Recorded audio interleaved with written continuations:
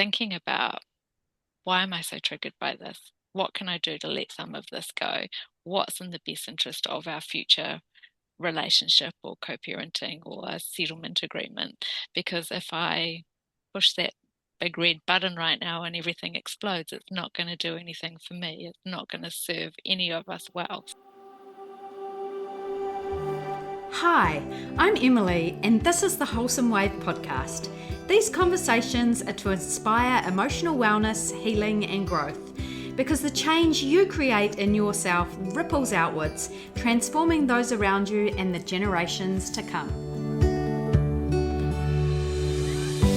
Hello, thanks for tuning in. I want to talk about one of the most wounding experiences that I see again and again in my emotional release work with clients. That is the impact of the parents' relationship. Now, often this shows up because they've experienced a separation or a divorce, but just as often, it can come from growing up in a home where parents stayed together in perhaps an unstable, volatile, or just even a deeply unhappy relationship. So to explore this important topic more deeply, I'm joined today by Kimberlee Sweeny.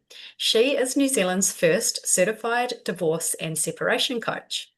Kimberlee's work is shaped not only by her professional training, but by lived experience, growing up as a child of separated parents and later navigating her own separation and divorce while consciously choosing to create a secure, supportive environment for her daughter. With a strong focus on amicable separation, conscious co-parenting, and healthy communication, Kimberlee supports individuals and couples through the complexities of staying together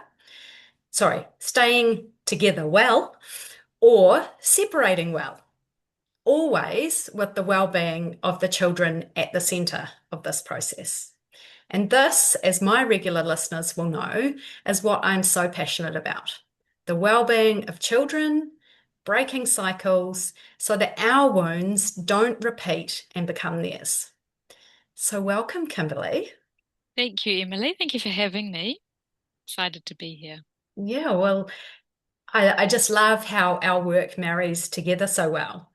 And we both have this similar philosophy of, wanting to move forward and make things better, Yeah. especially for our children. Yeah, mostly for our children, right? Like I think as parents, that's what most of us want is our children to experience better and more. Yeah. Absolutely. So I'd love to start by taking you back to your own story. Mhm. What was your experience growing up with separated parents like? Yeah, so I was early teens when my parents separated, so probably one of the not ideal ages. But I grew up in a family of five children, so we were all different ages. I'm in the middle, so I had a couple of older siblings, but it doesn't mean that they dealt with it any better than I did, but they were just a little bit more, I think, conscious about what was going on than what I was, or my younger siblings who were 4 and 5 years younger than me again. So I think we all had different experiences within that, but went through the same experience, if that makes sense. So yeah, I think we were all blindsided by it. We didn't expect it. We kind of thought that mum and dad didn't argue a lot and didn't seem to be disconnected. It was a traditional family in the 70s where mum stayed home with the children and dad went to work. And so, we saw less of dad than mum. But yeah, things changed and suddenly mum was working again as we kind of all got a bit older, and she found her feet and a different life and found another person to spend her life with. So it was a bit of a shock. And I think as older teenagers, the three of us that were older than the younger ones, we kind of stepped into that parenting role a little bit as well. So it forced us to grow up very quickly. And then our dad became quite ill. So we had to take care of him as well as the three older siblings. So it was challenging looking back. We all dug in and did it together, but it did make us very quickly grow up and accept that, this is our new life, and we're not being parented so much anymore. We are the ones parenting ourselves and our siblings. So yeah, it was quite a different experience to many that I've heard over the years. Yeah, Yeah, and that what you've described, that growing up perhaps at a younger age and having responsibilities that perhaps other teenagers don't normally have, yeah, is huge at that yeah, age. yeah. Definitely, definitely huge. And, for the good and bad, I think it's all made us amazing humans as we've gotten older. But in reflection, like I would not want my child to go through any of that. And so I think it's really rounded who I've become as a parent and the support that I give my daughter through her formative years and going into nearly finishing high school and into the world. So I'm hoping I did a good job. Yeah, and so what I'm hearing you say is that, it was a time that both grew you hmm and wounded you. Yeah. And what I often hear from people is that, oh, my parents separated, but it wasn't a big deal. I'm fine. It didn't really affect me. And yet, when I get them to imagine their own children and how they would feel if they separated, it's a completely different story. And Yeah. the answer is often, oh, they just wouldn't cope.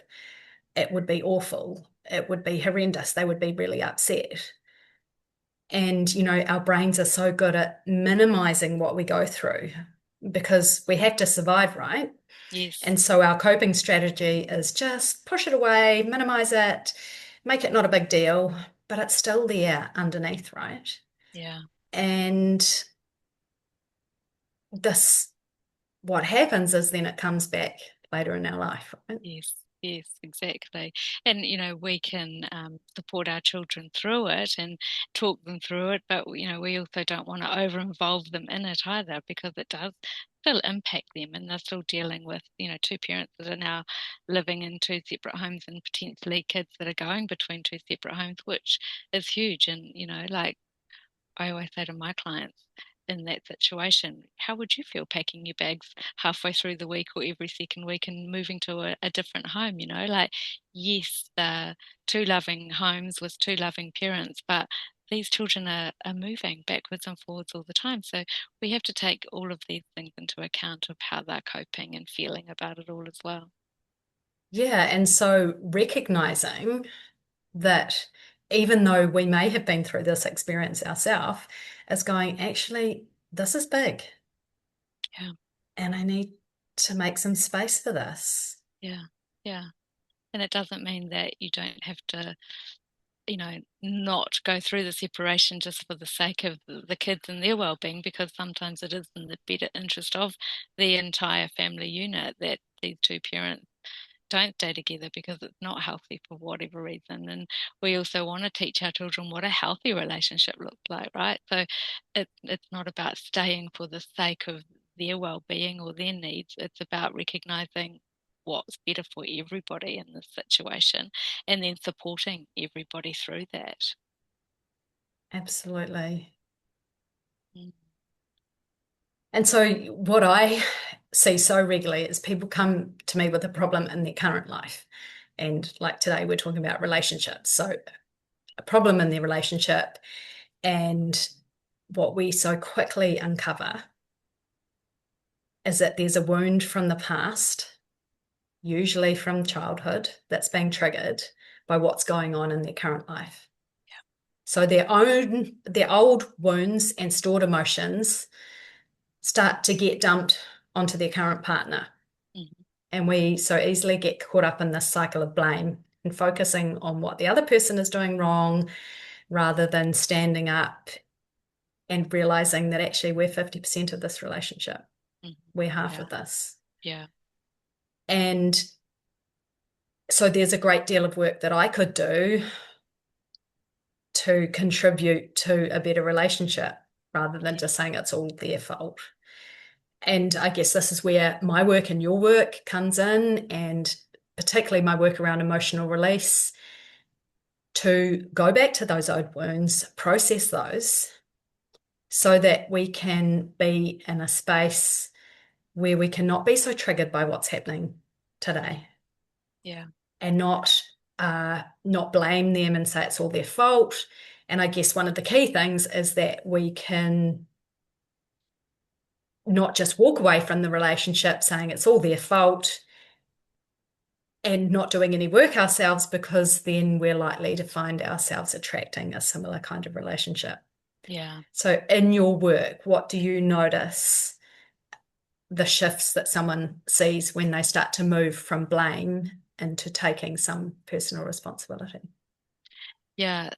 Look, a big part of why I continued my training after my divorce coaching was recognizing that clients were coming to me in that should I stay or should I go phase, and they were questioning the relationship, but they weren't quite ready to leave, but they didn't know how to kind of shift the focus to work on the relationship. So I continued my education around my Gottman training therapy to help people stay and make it work, and it is getting them to look within, and instead of pointing the finger and blaming your partner for all the wrongdoings of the relationship, it's like, what are you doing to contribute to that? And or if you don't feel that you're contributing to it, but what can you do to change it? Because it's how you show up, it's how you communicate with each other, it's how you work as a team or not, right? And I see it with people with young children. They've been together for a few years as just two people enjoying the relationship together, and then suddenly we have young children to deal with, and the stress of that and the tiredness and the juggling of work and life and everything else. And if you're not working as a team, it gets really challenging to show up for each other, to meet each other's needs, and to support each other. So, if you can't look at what you're doing or not doing and what you could change to change that whole dynamic, then it kind of is a lost cause. You've got to kind of both want to make some tweaks and changes to who you want to be for each other and who you want to be in that relationship for each other. Yeah, well, what you've talked about really speaks to my experience. So, when our children were young, my husband and I reached a bit of a point where we were constantly in conflict with each other. Mm-hmm. And we had two young children. I was at home with them, and I was getting really frustrated with him. He was out late a lot with work. And I guess I feel so grateful that we did engage in some personal work, beginning with some counseling, then some emotional release work, because what we very quickly uncovered was stuff that we were both bringing. And I guess looking back, some quite obvious things that we hadn't been able to acknowledge ourselves. And, one of the big things for my husband was the fact that he lost his younger brother when he was 19. And he had managed to navigate a lot of that grief. But when we had young children who were starting to grow up, he started to see in our boys the beautiful relationship that they had. And that really triggered a lot of grief in him, the grief of knowing that he no longer had his brother who he used to have such a beautiful relationship with. Yeah. And yeah, I feel so grateful that both of us decided to engage in this work, because I mean, I was just blaming it all on him. He was blaming it all on me.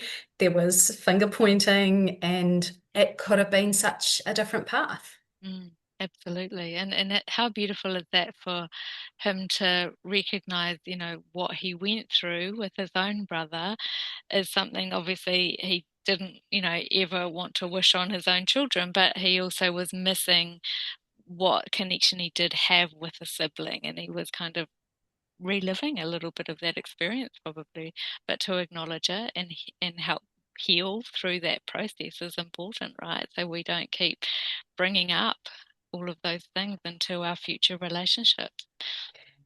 Well, this brings me to the point of like, if we don't start to look at these things, none of us consciously goes out there wanting to harm our children. We Yeah. don't ever go into a relationship going, oh, I hope this ends and we can wound some children here. That is never our intent. Our intent is always the best. Yes. However, if we are carrying those wounds, it can relationships, can be so triggering Mhm. that unfortunately we can end up in that same place if we Mm. don't choose to do some work at healing those wounds. Yeah, yeah, absolutely. And look, I've seen all sorts of different scenarios in my years of coaching and working with individuals on, whether they're still in the relationship or coming out of it. And often it does also kind of impact the relationship if you've got one half of the couple not wanting to do this work and wanting to accept that they could make some changes. And, there's often one that wants to point all the blame to the other and not accept that they could do some inner work or accept that they could make some changes to make it a healthier relationship. And so it's challenging. And, I have had many clients that feel like they are doing everything they can, but if they're up against a partner that's not willing to compromise and work together on growing and dealing with some of these past traumas or issues, then it does make it even harder to make it work. Yeah. And so, what patterns do you see when people leave a relationship without doing their own inner work? Generally, they jump into another relationship very quickly and they repeat the same cycle. They choose a similar type of personality, um, but also they're not really understanding who they are yet. They still haven't done that work on themselves to figure out who am I now at this age, as opposed to maybe who I was 10 or 15 years ago when I met my previous partner. What do I want going forward in my life with a partner, with my future goals and dreams? Like a lot of people don't stop and really think about who am I now? What are my core values? Do they align with the trajectory that I'm going in my work life, romantic life, friendships, what have you? So I always feel like it's very important to just pause. If you've come out of a relationship, to just pause. And even if you don't want to reach out to a professional and get some help, what can you do for yourself to start thinking about who am I truly now? How do I want to show up in this world going forward? You've generally evolved and grown within a relationship, even if you've come out of it. You're quite a different person to who you were at the beginning of that relationship, whether it's 1 or 2 years or 20 years. So it's kind of rediscovering who you are all over again before you kind of put yourself out there and put yourself in front of new partners that might not actually be the right person for you. Yeah, I love that. And something that I came across is the concept that we energetically attract and end up choosing somebody that's energetically familiar to us, Yeah, not necessarily what's healthy for us. yeah, And I mean, this was really hard for me to sort of confront. And I know it can be so hard to hear that you meet people or you go into a relationship with somebody at the same level of psychological evolution that you're at, or the same level of physiological wound that you're at. And, it's going back to that pointing the blame. Like, if we don't look at the fact that we are that half and that we carry wounds just as much as they are carrying wounds, and that's probably why we've attracted ourselves to each other, then we're just going to repeat that cycle. yeah, yeah. Because don't we want a partner that can help us grow and grow with us, right? Absolutely. Well, I think that reminds me of this beautiful quote from Peter Crone, which says, "Life will present you with people and circumstances to reveal where you are not free. Whenever you get triggered, lose connection, freedom, or peace, that is the opportunity for growth and expansion." Yeah. And so rather than seeing our relationship issues or our arguments or breakdowns as a failure, like seeing as them as opportunity for growth, Mm, mm, as a moment to do, like you say, some reflection. Who am I? What are my values? yeah, Like, why is this making me angry? What's absolutely. underneath this? Yeah. So how do you reframe? Yeah, how do you help people reframe their Mm. relationship difficulties? Well, look, and when you talk about, the triggering, like as a coach, as a divorce coach, we do, exercises and use different tools with our clients to help them understand, who do you want to be in this process, which is obviously, hopefully, them bringing their best self to all the communication and, you know, co-parenting or the separation with lawyers or what have you. If you can bring your best self to that process, you're going to get a better outcome for everybody, not just yourself, right? And if you're being triggered by legal letters or your ex-spouse or, something to do with the co-parenting arrangement, where is that coming from? Why is that triggering you? And instead of reacting, which causes the conflict and then things that, kind of escalate very quickly, we teach and encourage our clients to take that pause and recognize that what hot button is being pushed. Why am I being so triggered by this? Take a moment, take a deep breath, and maybe even just step out of that conversation for now, whether it's in person or over text or email, which, is very common, is to just actually walk away and really think about it before you respond, because you don't want to regret what you say or do in those moments of when it's heated. And so thinking about, why am I so triggered by this? What can I do to let some of this go? What's in the best interest of our future relationship or co-parenting or a settlement agreement? Because if I push that big red button right now and everything explodes, it's not going to do anything for me. It's not going to serve any of us well. So yeah, people take a while to recognize their triggers or understand them, but I think the more you can exercise that muscle of understanding yourself and what's going on for you, it helps you pull yourself out of it, because we can't rely on anyone else to pull us out of those emotional, highs and lows. So yeah, it's a lot of the work we do. Yeah, I mean, look, none of this inner work is easy, right? It's Yeah, challenging, it's uncomfortable. But on the flip side, it's that challenge and discomfort that is going to give us the biggest growth if we choose to engage with it, right? absolutely. And that's the thing. It's like we can't change the other person and how they're triggered or how they're reacting or responding, but we can change how we show up and how we deal with it and how we manage ourselves to get a better outcome and a better response from that other person. And that's a big part of the coaching that I do with clients, is like, focus on you and what you can do better and what you can do differently. Even if you think you're still being the best person out of this whole scenario, what other things can you still do a little bit better to get a better outcome? Because we can't change that other person and what they do, but they will change if they see you behaving better, doing better, being less triggered, and being more approachable. Yeah, and I love to add to that that when we change and we become better and we do that inner work, we are changing ourselves energetically and without us even saying anything, that's felt by the other person. Yeah.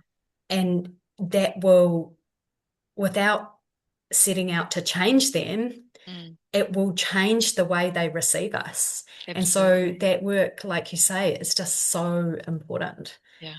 Yeah. So I, my story of going through my own divorce, we were pretty amicable in the early days. It took us a few years to kind of come to that conclusion that the marriage was over and that we needed to separate and move apart.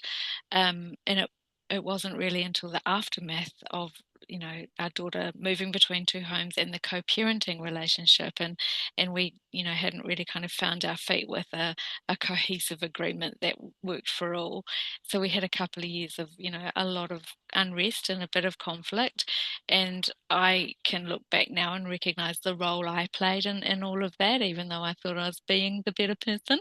And it was my divorce coaching training, 4 years later, that taught me a lot of things that, I now teach my clients. And as much as I didn't think that I was the problem, I can see now that as you say, I was half the problem, right? And so I changed the way I communicated, changed the way that I showed up in that co-parenting relationship for the betterment of our child, and it changed our entire relationship, and my ex-husband came to me one day and said, I don't know what's shifted, but we are getting on so much better, and I'm so grateful for that.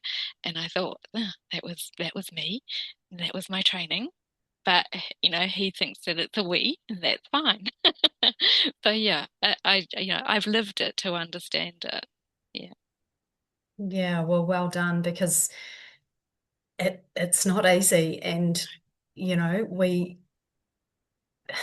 yeah, we want to have the best for our children. And then sometimes if we don't go back and deal with some of these wounds, they override the way we react, because it's coming from such an unconscious place. Like, none of this is us setting out in our head to react yeah, badly. yeah. It's all because it's so automatic, Mm. so programmed into us Yeah. to react in a certain way. And so it requires that deep work to change those reactions. Absolutely. And, sometimes, from a mother's point of view, it can be perceived as being that overprotective or that protective mama bear, and a lot of it is that. But I think some of it is just learning to let go as a parent, like let go of being fully in control. When you've got children going between two houses, you're only in control for half the time when they're with you. And you have to trust that when they're not with you, the other parent is doing a really good job, and that they are safe, and that they are being well looked after when they're with that other parent. And that's your opportunity to find your footing in the world, and do the work on yourself to be the best you can be when the kids come back to you. Yeah, so just talking a bit more about the influence on our children, trauma expert Gabor Mate says that if you want to find out the stress levels, or how stressed a marriage is, you can do two things. You can ask the parents, or you can measure the levels of stress hormones in the urine of a child. And that's really telling, because, many parents stay in relationships for the children, Mm. believing that it's the least harmful option. And obviously, there are loads of complex factors and reasons why people have to potentially stay together for a period of time. They may be in, yeah, a living situation that they just can't change right now. Yep. But for those who are unconsciously just staying there, that really demonstrates to us how the children are absorbing Yeah. all of this. Yeah. Yeah. And like, from your perspective, what are children actually absorbing when they grow up in a home where the relationship isn't working? It depends on the, I think, extent of the conflict, or what have you, because it doesn't, like, conflict is not always about the yelling and the arguing, right? It's the mental as well. It's the emotional. Well, it could be the silence, right? And it's the silence, that's right. There's a lot of stonewalling that goes on in many unhappy households. So both parents that aren't even speaking to each other. And that's just as detrimental as two parents that are constantly yelling at each other, because the kids pick up on all that. They're picking up on your demeanor, they're picking up on your energies. So if you're not good, they're not good.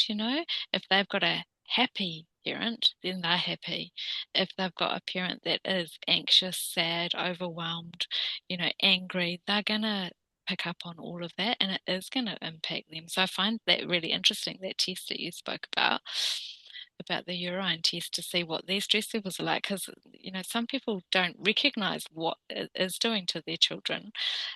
I think if you're consciously parenting, and you spend enough time with your children to know them well, you know that even if they're just shutting down, or if they've gone quiet, there's something not right. And children are still individuals, and they're all going to have their own way of coping with stress, even as kids. So some will act out and be naughtier than normal, and some will shut down and go really quiet. So only you know your kid enough to know what is going on for them, and hopefully recognizing that this actually is impacting them. And so staying for the sake of their happiness is not actually doing them any favors, because it's probably making them quite ill mentally or emotionally or physically. There's a lot of kids that complain of having stomach stomach pains, and parents that, think that they're gluten intolerant or dairy intolerant. And really, a lot of it is anxiety and stress that they're just dealing with, but they don't know how to deal with it because they've never been taught at such a young age of how to cope. Well, Yeah, yeah, you touch on something really important that a child will manifest what's going on in their environment, and the manifestation could come out in all sorts of different ways. It could come out in that anxiety, it could come out in like constipation, holding on, never yeah, feeling safe because mum and dad are always yelling at each other, yeah. or Urine infections, that's a really common one with yep. girls. Yep, Yeah, yep, urine infections. There's eczema. That's yeah, such a common one. Like the true. anger of the parent is actually manifest in like that angry skin that we see in eczema. Yeah, Um, yeah, Bedwetting because they're living in fear. yeah. There are so many ways that our children show it, and or the just the really bad behavior. When the Mm. bad behavior is actually just a call to say, you I'm know, not okay. I'm Yeah. yeah. Yeah, yep, yep. And look, my daughter was 2.5 when we separated, and so she, from that age was living between two homes. And I would recognize when she came back to me that she was really dysregulated. And it wasn't that she was unhappy in the other home or not being well looked after, but it just took her a while to settle in to each home every time she moved. And instead of like trying to rush that process, I had to just kind of come to terms with the fact that for that first night back at home, it had to be a quiet night. Maybe she needed a lot of cuddles. It wasn't kind of like, that whole, sergeant major, bath, bed, dinner, all of that stuff. We just had to slow it down that first night and give her that time for her nervous system to just settle back into being in a different environment again. Yeah, Yeah. it's a Yeah, lot. It's just a lot for them taking to deal with it. Mm, it is a lot, and taking that time to really to notice what's yeah, going on for them and how we can best support them. yeah, Dr. Mate also speaks about the cost of suppressing ourselves and not being true to ourselves. There's a study that he often quotes where 2,000 women were looked at over a 10-year period, and which found that those who were unhappily married and suppress their feelings were 4 times more likely to die than those who were unhappy in their marriage, but were able to express how they felt. yeah. And, this is just such a powerful reminder that actually it's not the fact whether we're happy or unhappy. Mm, It's about whether we're being authentic, whether we are expressing ourselves. yeah. Like, what do you see as the cost emotionally of staying in relationships where someone can't be authentic? Well, they're holding in, they're not speaking their truth and saying to their partner how unhappy they are and what their needs are and how are we going to meet each other's needs. And if you can't do that, you're never going to be happy in that relationship. And then you hold it all in and it makes you literally quite ill, right? So whether it's a terminal illness or, that constant anxiety that can turn into sleepless nights, that can turn into fatigue, that can turn into being really unwell in low immunity, all of those things impact, like what's going on in your mind affects your entire being and body. And I see it a lot with a woman, especially when I'm coaching them when they're either coming out of the relationship and there's the fear of the future and the fear of what's going to happen with the kids, and they literally make themselves sick from all the worry, and if they engage in coaching and I can help them kind of come up with some plans and see the light at the end of the tunnel and have some things to look forward to and put some things in place for their own emotional safety, then their physical health improves because they start kind of feeling lighter and freer because they've been able to talk about it with somebody who can then give them some direction and help them understand big picture and that it's not all catastrophizing and what can we do to start moving forward in small baby steps to help support you. And that really helps them with their whole well-being overall. Yeah, well, I mean, it's such important work. And, this is really where the work matters the most because it starts to affect us not only emotionally and mentally, but physically. Yeah. Yeah. Yeah, years of it, after, emotionally and physically might just be short term, but when you're living like that for years and years and years, it is going to impact your health, long term. And the longer you stay in that kind of situation, the more it's going to impact you and the harder it is to unwind it. So, Kimberlee, this is, really important because every time that we want to stand up for ourselves and think about being authentic or doing some inner work, we are going to bring ourselves into a better relationship, whether that's in our current relationship or having the courage to leave the relationship if it's really not the right place for us. Yeah, And then we're also modeling what healthy relationships look like for children. yeah, And we're showing our children that they don't have to, cope with something that isn't necessarily right for them yeah, and that they can break these cycles. yeah, What yeah. other bits of advice would you have for people who are navigating relationship challenges? I think it's important while you're still there to try everything you can to make it work. I think you've both got an opportunity for growth individually and together as a couple. Though it's not just the work you do as a couple with each other, but maybe the individual work you do. We can get so lost in being a parent or being a working parent that we forget who we are. So who am I? And even 10 years in, with kids, it's like you're a different person to who you were 10 years ago. So, who am I today and what do I need to feel safe and secure in this relationship and in this world? And I say to everybody, one person, i.e., your partner, cannot be everything that you need. You need to spread your wings and have the support of friends and family outside of that relationship for it to be a healthy, dynamic relationship. You can't lean on that one person to be your everything because they're not capable of that. Nobody is. So you've got your guy friends or your girlfriends to hang out with separately. You've got your family friends as a family to hang out with, and then you have your couple time. And I think you've got to find that even balance between all if you want to be successful and make a relationship work. And then, of course, if you know you've tried everything and it's still just not working, then kind of be your authentic self and say it. This is not working for me. I can hand on heart say I've really tried to make this work, and it's no longer healthy and it's no longer serving any of us. And so, how are we going to, exit this relationship in an amicable way, especially if there's children involved, because we are still going to be in each other's lives for years to come, even when the children have grown up and left home. There's graduations, there's grandchildren, there's all sorts of things that will occur that you're still going to have to come together for the sake of your children and be grown up and amicable and show up. So how do we do this in a way that we're still friends at the end of this? Mm. Yeah, and I mean, that just brings me to want to talk about how life is about growth, right? Like, if we think about nature, everything in nature grows, nothing Yeah, stays the same. And I guess when we're in a relationship, we would be naive to think that that's not going to grow either.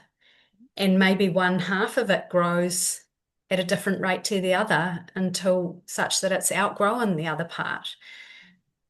And realizing that maybe that is the time to leave and that we would be maybe in a position if we're doing this work and really growing ourselves that we will align with somebody that better meets our needs. yeah, And yeah, we'll be, because we have grown and done that work, we'll be meeting somebody at a different level of yeah, psychological wound because we are at that new level ourselves. yeah. Yeah, absolutely. And that's the thing. It's like if you're in like a 40-year relationship, that's only worked because either you've ignored all the problems and just kind of gone along side by side and sucked it up, or you've both evolved throughout that relationship, and you've communicated throughout that relationship what your needs are at different times. You're always going to grow and evolve at different times of the relationship, obviously not together, but as long as you're growing and evolving and coming together and not apart and never coming back together, then that's how people get to 40 or 50 years down the track. And we are living longer, and so it does mean that if we are marrying for life, then that life is going to be a very long life together. And so we've got to constantly put the effort in and put the work in to that relationship to keep it healthy and happy. Nothing, no relationship is ever 100% perfect all the time, is it? But it's how you repair from any ups and downs and any conflict, and it's how you both kind of show up for each other and support each other that makes it a success in the end. Well, it goes back to the quote that I said before about how, our conflict or our triggered, when we're triggered, that's really that opportunity to investigate and to grow and expand rather than just staying small and getting irritated and frustrated and going around in this blame, angry loop. Yeah, exactly. And as you would well know, Emily, it's like what is behind that anger, and often it's fear. It's fear of, the future, or fear of the current status of the relationship. There's something behind that anger. So actually just looking at each other and saying, I can hear that you're really angry right now, and that's okay, but what is behind that anger? What of the situation makes you so angry? So you can then understand each other and help to resolve that. Well, that leads me on to what's happening in a week and a half's time is I'm giving a free online talk about anger and its impact on relationships and communication to the Aotearoa Divorce and Separation Institute, which Kimberlee has co-founded.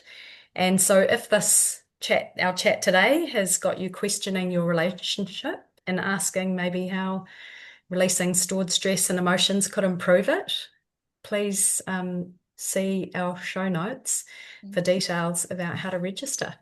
Yeah, that would be great. I mean, I think it's a great educational topic for everybody, whether you're in a relationship or not, adults, children, teenagers, because we all get angry, but understanding, how to deal with that, how to manage it, and what's behind it is, I think, important for everybody in life. So it's a free public webinar that's open to everybody, and I'm sure that what Emily shares with us all on the night, we will all gain some great wisdom from. So the website is www.adsi.org.nz, and you can click the registration button and we'll send you a link. Yeah, well, there'll be plenty of time to answer questions. And so, yeah, if our conversation today has got you mulling over a few questions, please come along and feel free to ask them. So thank you, Kimberlee, for your time today. My pleasure. Thank you for having me. Well, I love the work you do. And as I've said, I just love that you're so child focused, and it's just so important for our future. It is. Those little gremlins will be running our country one day, so don't we want to know that we did the best we could? Thank you, Emily. I love it. So cool. So hey, I'll see you for the webinar in a week and a half, and thank you for having me on the show today. Oh, thank you for sharing your wisdom and your story, Kimberlee. Pleasure. Thanks for listening to the Wholesome Wave podcast. If this episode spoke to you, I'd love for you to share it with someone who could use a little wave of inspiration in their life.